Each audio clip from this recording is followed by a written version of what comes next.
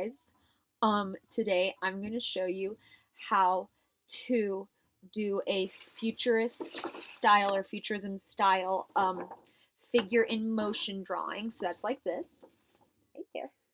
Um, so this is a drawing of a figure obviously doing like a gymnastics move or some kind of cartwheel um, in the process, so it shows his or her movement all the way through um, doing a cartwheel.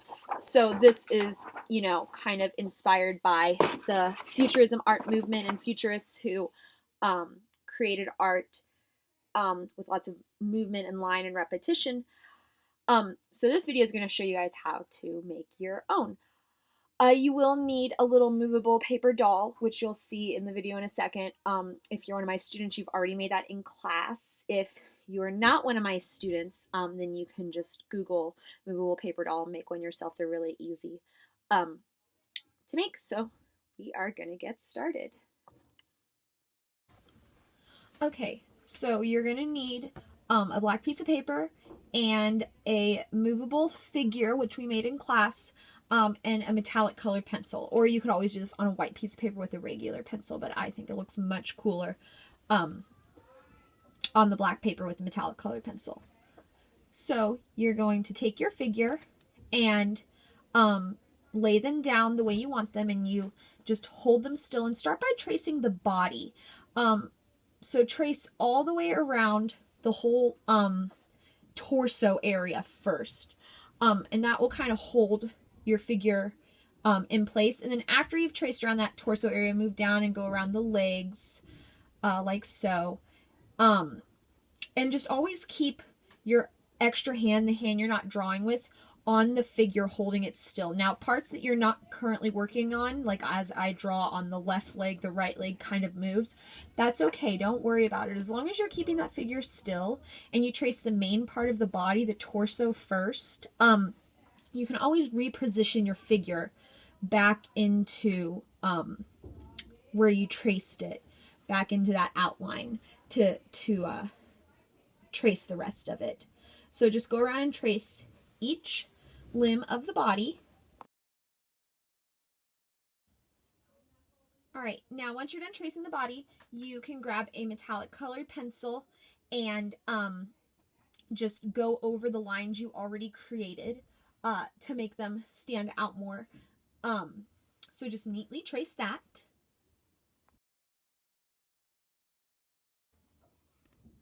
All right, once you're done tracing, you're going to take your little figure and you're going to line them up again, kind of in the next phase of that movement. So for example, my person's doing a cartwheel, so I just drew them completely standing up. Now I'm going to trace that person starting to fall into the cartwheel. So one of their feet would still kind of be in the same spot. Their body would be leaning forward more. Their hands would be starting to spread further apart, and one leg would have come off the ground. So you have to kind of just think through what motion your figure is showing. So go ahead and trace that again, and then after we're done tracing out with a pencil, you're going to retrace with your same metallic colored pencil.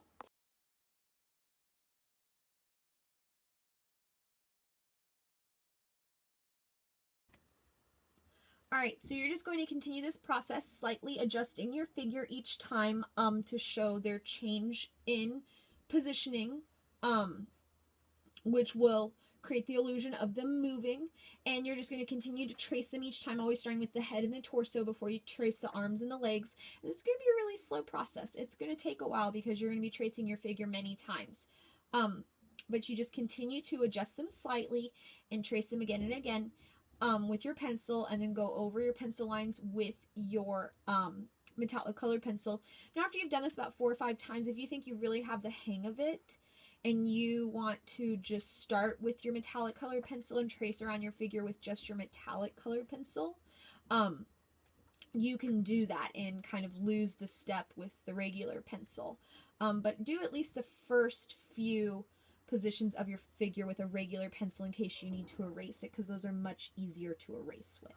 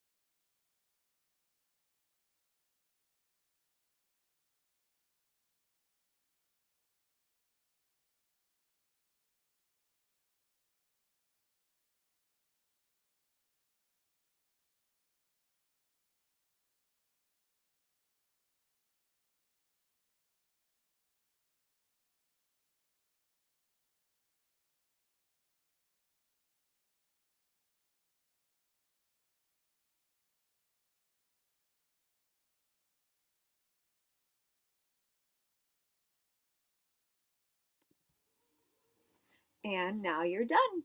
So you should have a really sweet drawing that shows movement in the style of the futurist artists. And that's it. Now there's a lot more stuff you could really do with this project. You could go in and color all these little shapes that it's created. You could add something around it in the background.